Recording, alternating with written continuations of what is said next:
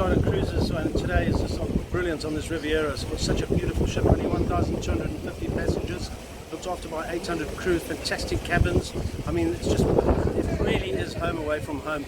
And the outside facility, the pool area here is just absolutely stunning. This truly is a magnificent ship, having a really great time. So should we go?